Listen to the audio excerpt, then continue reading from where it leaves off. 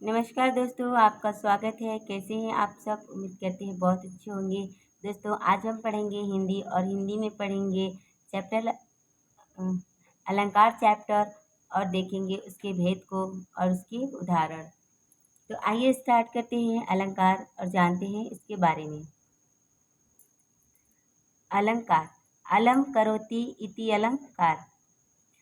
काव्य की शोभा बढ़ाने वाले उपकरण को अलंकार कहते हैं। आचार्य वामन ने कहा है कि अलम करोति इति अलंकारः। जिस प्रकार आभूषणों को धारण करने से नारियों के शरीर की सौंदर्यता में वृद्धि होती है, उसी प्रकार वे वर्ण, वे शब्द, वे वाक्य जिनसे काव्यों में चमत्कार उत्पन्न होता है, उसे अलंकार कहते हैं। आइए देखते हैं अलंकार के भेद।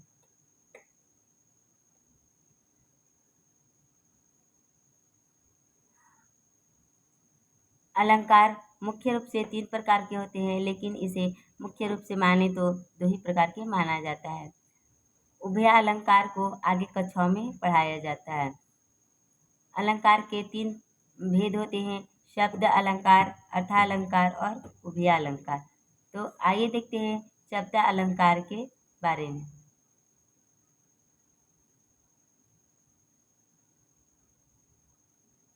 शब्द अलंकार। जब काव्य के शब्दों में चमत्कार उत्पन्न होता है तो वहाँ पर शब्द अलंकार होता है। यह अलंकार 3 प्रकार के होते हैं: अनुप्रास अलंकार, यमक अलंकार, श्लेष अलंकार। आइए देखते हैं अनुप्रास अलंकार के बारे में। तो जान लेते हैं शब्द अलंकार के तीनों अलंकार के बारे में बारी बारी से। पहला है अनुप्रास अलंकार। इसे वृत्यानुप्रास भी कहते हैं। जब काव्य में एक ही वर्ण या अक्षर बार बार आए तो वहाँ पर अनुप्रास अलंकार होता है। यानी कि जब काव्य में एक ही वर्ण की आवृत्ति हो तो वहाँ पर अनुप्रास अलंकार होता है। आइए इसे उदाहरण से और अच्छे से समझ लेते हैं।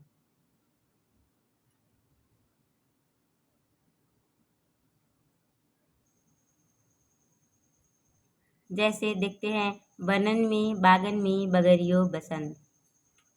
वन में और बाग में बगरियो मतलब फैलना होता है बसंत, यानी कि बसंत ऋतु आ गई है। वनों में, बागों में फैल गया है बसंत। तो बनन में भी ब वर्ण है, बागन में भी ब वर्ण है, बगरियों में भी ब वर्ण है, बसंत में भी ब वर्ण है। यानी कि यहाँ पर ब वर्ण की आवृत्ति हुई है, तो यहाँ पर अनुप्रास अलंकार है। अगला देखते हैं, तरनी तनुजा तट तमाल तरुवर बहुत छायो। त तमाल में भी त है, तरुवर में भी त है। यहाँ पर त वर्ण की आवृत्ति हुई है। कलिका सी कल की कलयुदति काल को, इसमें क वर्ण की आवृत्ति हुई है। रघुपति राघव राजा राम, रघुपति राघव राजा राम में र वर्ण की आवृत्ति हुई है। आइए देखते हैं अगला अलंकार।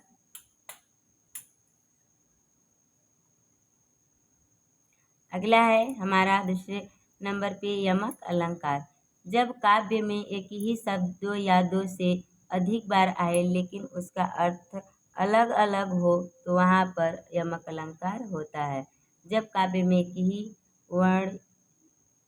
ही शब्द 2 या 2 से अधिक बार आए लेकिन उसका अर्थ अलग अलग हो तो वहाँ पर यमक अलंकार होता है। जैसे यमक का अर्थ होता है जोड़ा या 2। जैसे 3 बेर खाती थी, वो 3 बेर खाती थी। इस बेर का मतलब है समय या टाइम। आप टाइम भी कह सकते हैं, समय भी कह सकते हैं। इस बेर का मतलब है फल। 3 बेर खाती थी, वह 3 बार या 3 टाइम खाती थी। वो 3 बेर खाती थी, यानी 3 बैर के फल खाती थी, जिसे बैर या बैर भी कहते हैं। तो 3 टाइम खाती थी, 3 बैर के फल को खाती थी। अगला है पक्षी पर छीने ऐसे परे पर छीने भी। तेरी बर छीने हैं खलन को। ये महाकवि भूषण की रचना है। तेरी बर छीने हैं खलन को।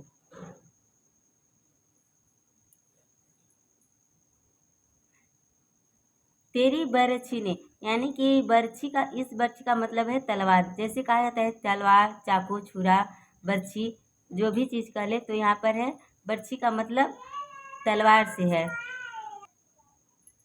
बर छीने हैं खलन को, खल मतलब दुष्ट व्यक्ति, यानी कि दुष्ट व्यक्ति का बल, वर मतलब यहाँ पर शक्ति, ताकत, उसकी जो ताकत है, वर है, बल है, उसको छीने मतलब उसके बल को छीन लिया गया है।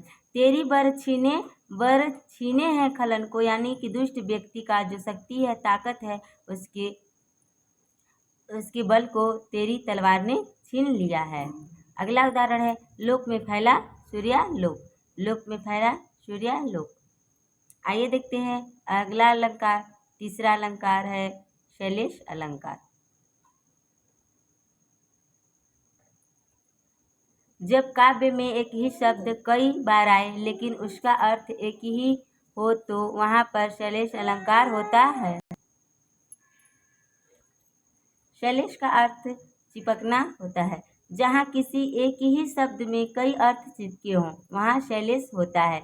अतः जहाँ एक से अधिक अर्थ रखने वाले शब्दों का प्रयोग करके काव्य में चमत्कार उत्पन्न किया जाता है वहाँ शैलेश होता है। आइए इसके उदाहरण से और अच्छे तरीके से समझ लेते हैं। जैसे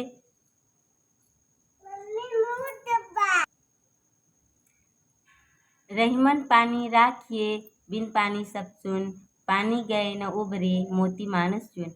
रहीमदास जी कहते हैं कि रहीमन पानी राखिए, पानी मतलब इज्जत होता है, यानी कि अपनी इज्जत पानी बचा के रखिए। आपने सुना होगा रहीमन पानी राखिए, अपनी इज्जत को बचा के रखिए।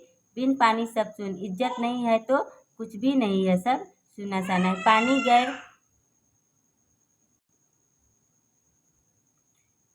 अगला है चरण धरत चिंता करत चितवत चरयु और, शुभ्रन को खोजत फिरत कवि व्यभिचारी चोर।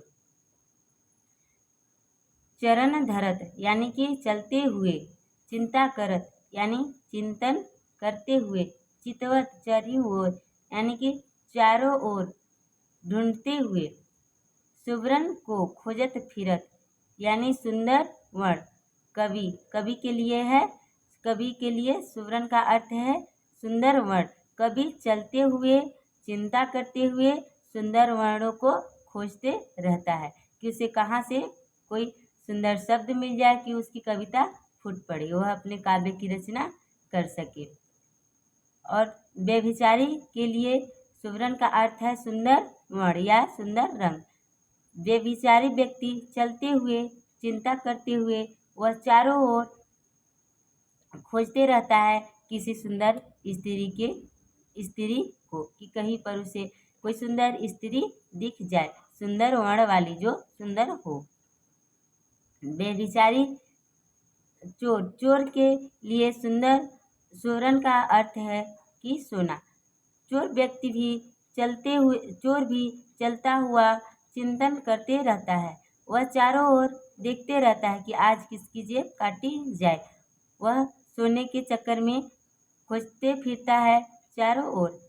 तो इस प्रकार शुभ्रन का अर्थ 3 व्यक्तियों के लिए 3 प्रकार से अलग अलग है। कवि के लिए सुंदर शब्द है, व्यभिचारी व्यक्ति के लिए सुंदर वर्ण या सुंदर रंग से है, चोर के लिए वह सोना से है। अगला है स्वाति घटा घराती मुक्ति, पानी पनिप सौपूरी, कंधो आवती झुकती, शुभ्र आभा रुचि रूढ़ी। ये रत्नाकर कवि की रचना है। तो दोस्तों आपको कैसा लगा आज का वीडियो हमें कमेंट करके ज़रूर बताएं। और अगले वीडियो में हम अगला देखेंगे अर्था और उभयालंकार को। तब तक हमें आप कमेंट करके ज़रूर बताएं कि आपको आज का वीडियो कैसा लगा और अपने दोस्तों तक शेयर कीजिए। शुरू से अंत तक देखने के लिए आप सबका बहुत बहुत धन्यवाद।